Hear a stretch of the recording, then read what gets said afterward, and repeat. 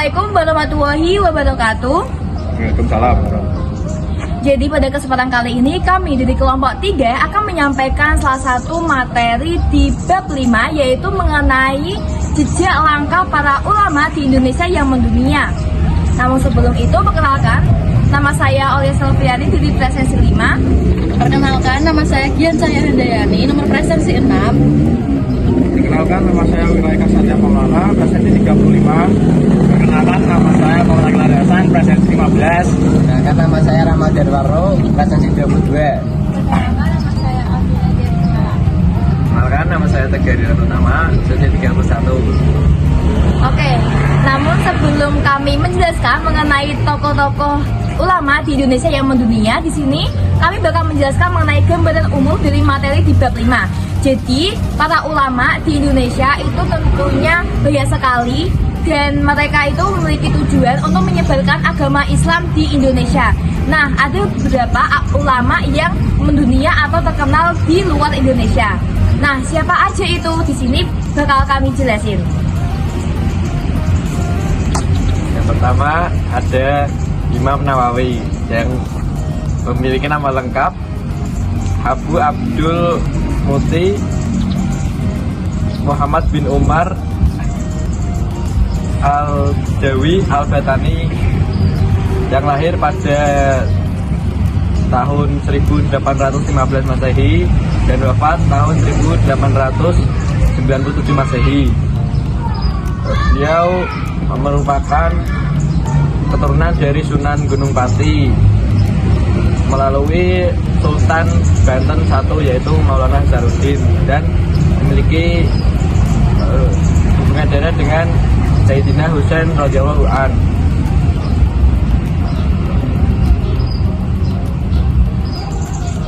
Teladan yang dapat kita ambil dari beliau yaitu sifat kepemimpinannya, yaitu pernah menjadi imam di Masjidil Haram.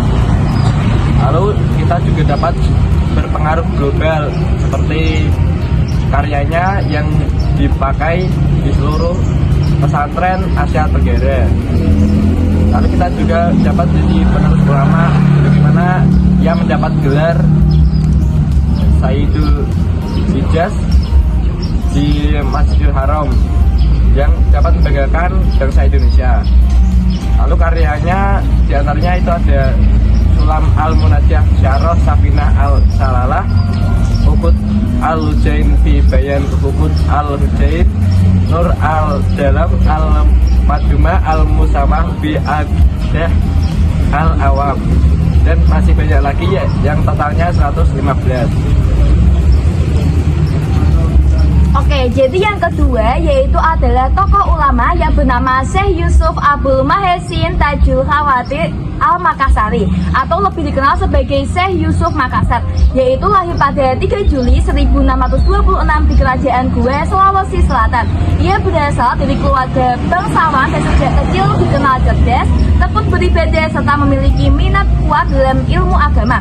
Pada usia remaja, ia meninggalkan kampung halamannya untuk menuntut ilmu di Banten, kemudian melanjutkan perjalanan panjang ke berbagai pusat ilmu Islam di Timur Tengah seperti Yemen, Mekah, Madinah, Syam, Turki, dan juga Baghdad. Di Mekah, ia belajar kepada ulama-ulama besar seperti Syekh Ibrahim Al-Qurani hingga mencapai kedalaman spiritual dan diangkat sebagai khalifah utama dalam tarekat Khalwatiyah dengan gelar Tas Al-Khalwati.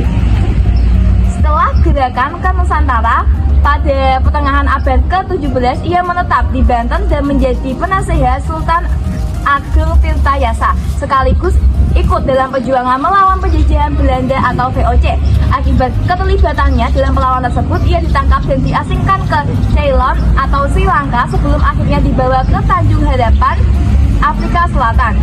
Di tempat pengasingan tersebut terakhir itu, ia tetap menjadi seorang guru, sufi, dan juga panutan masyarakat setempat hingga wafat pada 23 Mei 1699. Makamnya kini dihormati sebagai salah satu situs bersejarah penting di Cape Town, dan Syekh Yusuf dikenal sebagai ulama besar perjuangan kemerdekaan serta tokoh tasyawuf yang berpengaruh di dunia Melayu dan juga Afrika. Nah, kemudian selanjutnya selanjutnya yaitu adalah mengenai teladan yang dapat kita contoh dari tokoh Syekh Yusuf Abdul Mahesin Tajul Khawatir Al-Makassari.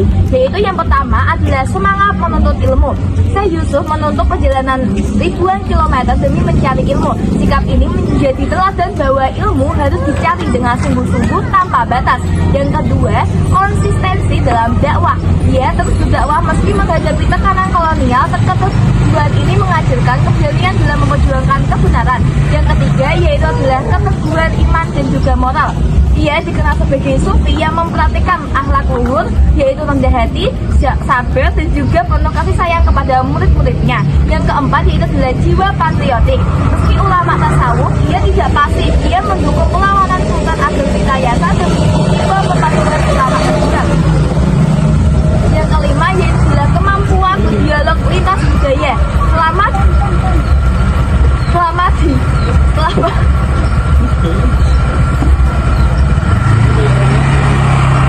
Kemudian yang kelima yaitu adalah kemampuan berdialog lintas budaya.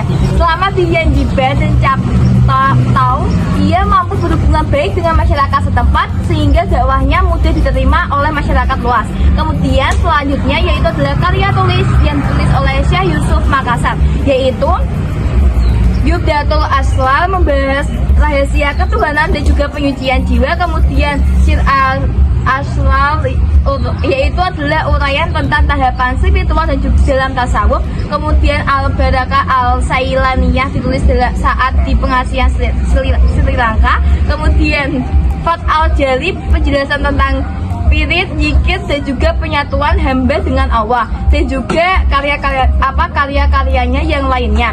Kemudian ada pun ciri khas dari karyanya yaitu adalah yang pertama padat dengan ajaran akhlak, taqiyah, dan juga penyucian diri. Kemudian mendorong keseimbangan antara syariat, tarekat, dan juga hakikat. Kemudian memadukan pemikiran tasawuf timur tengah dengan konteks Nusantara. Nah, itu tadi adalah penjelasan mengenai ulama yang kedua.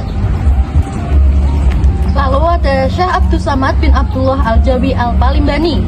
Syekh Abdul Samad lahir di Palembang pada tahun 1704 Masehi dan wafat pada 1789 Masehi. Pada usia 85 tahun, ayahnya ia berasal dari keluarga ulama. Ayahnya Syekh Abdul Jalil dan ibunya perempuan Palembang. Ia dikenal dengan beberapa nama seperti Abdul Samad Al-Jawi Al-Palimbani. Pendidikan awal di Palembang, lalu ke Patani, di mana di sana menjadi pusat pendidikan Islam saat itu. Di sana ia mempelajari bahasa Arab, fikih, dan tauhid. Setelah itu belajar di Mekah dan juga Madinah. Beliau berguru kepada banyak ulama besar. Di Patani, Mekah, Madinah, semangat belajarnya semakin kuat. Ia mendalami fikih, tauhid, dan juga tasawuf. Syekh Abdul Samad dikenal sebagai ulama Nusantara yang dihormati di dunia Arab.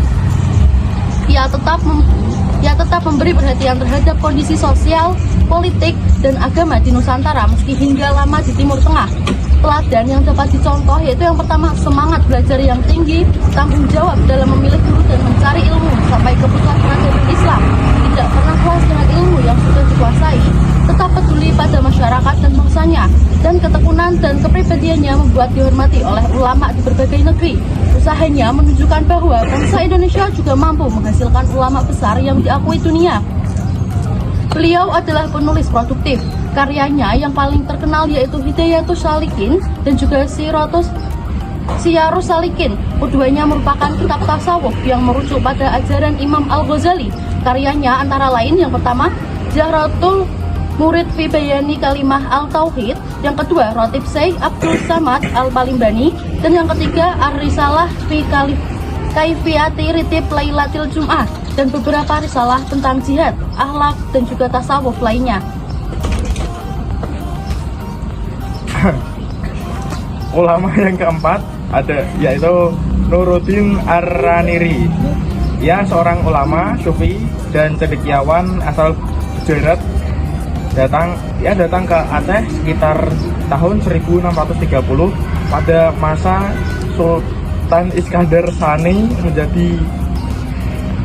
Ia menjadi ulama istana dan tokoh berpengaruh dalam pembenahan pemahaman agama.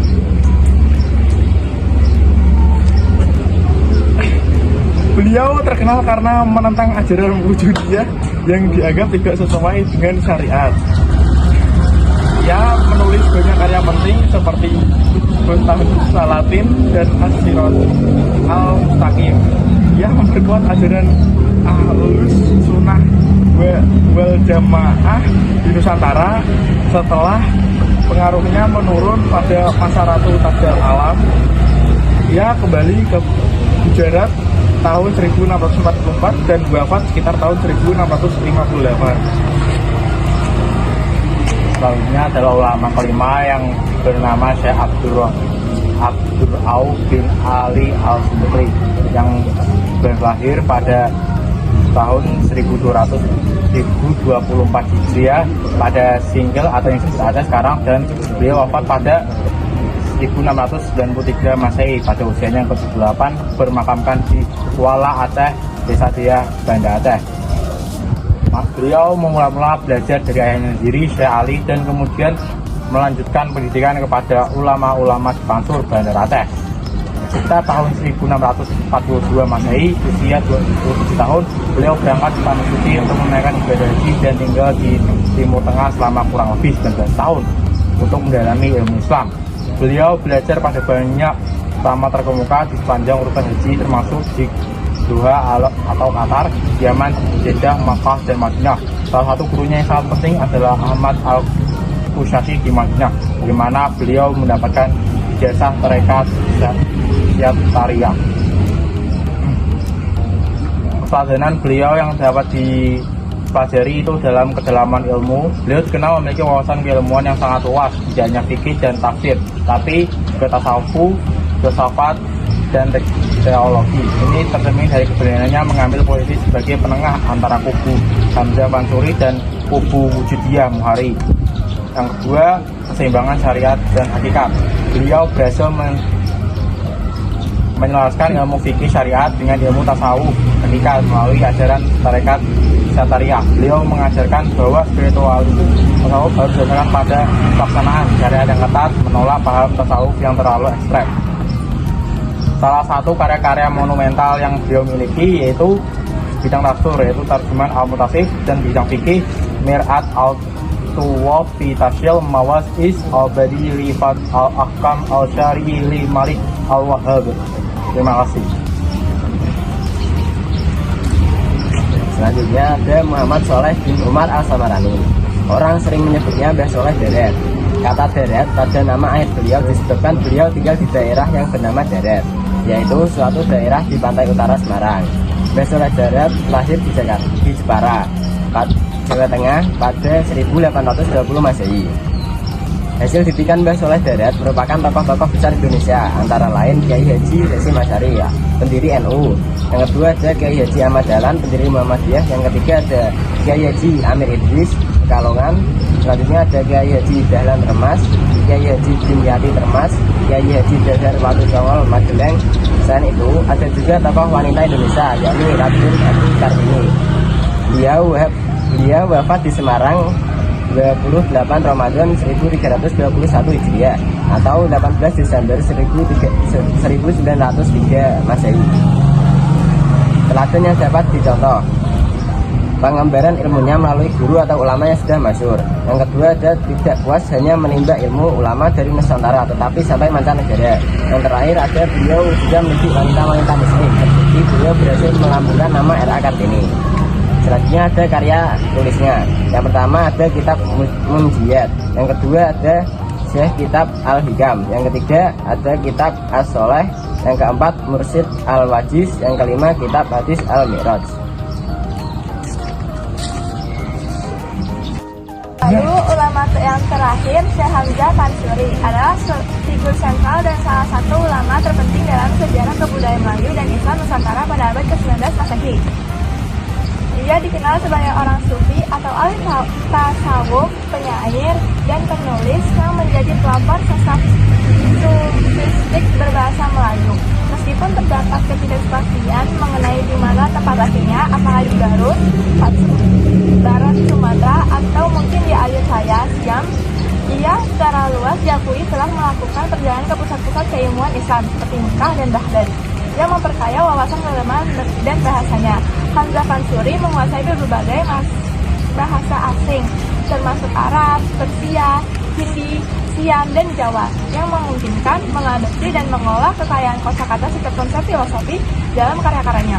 Pemakaian bahasa yang kreatif dan tidak segan meminjam kata-kata asing ini yang menjadikan contoh terbaik ragam bahasa Melayu yang unggul pada masanya. Kontribusi utama Syekh Hamzah Fansuri terletak pada bidang tasawuf dan sastra. Ia adalah tokoh yang gigih menyebarkan agama Islam melalui mahzab tasawuf, khususnya konsep wahdatul wujud atau kesatuan wujud yang kontroversial namun mendalam. Karya tulisnya terbagi menjadi dua kelompok utama, prosa dan puisi.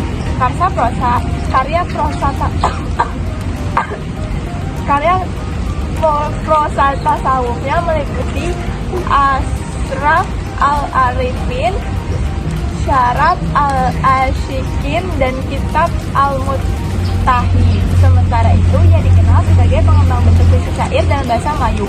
Syair-syairnya seperti syair perahu dan syair si burung punggung, umumnya berbentuk rubaiyat atau 4 baris dengan rima a yang berisikan ajaran-ajaran puitik dan simbolisme. Inovasi Hamzah Fansuri dalam menggabungkan mistisisme Islam dengan estetika bahasa Melayu menjadikannya tokoh-tokoh yang meletakkan dasar bagi tradisi penulisan syair di Nusantara dan mempengaruhi perkembangan keilmuan Islam hingga masa berikutnya. Nah, jadi itu tadi adalah penjelasan mengenai materi B5 dari kelompok kami, kelompok 3. Semoga apa yang kami sampaikan dapat bermanfaat. Terima kasih, kami tutup. Wassalamualaikum warahmatullahi wabarakatuh. Dadah.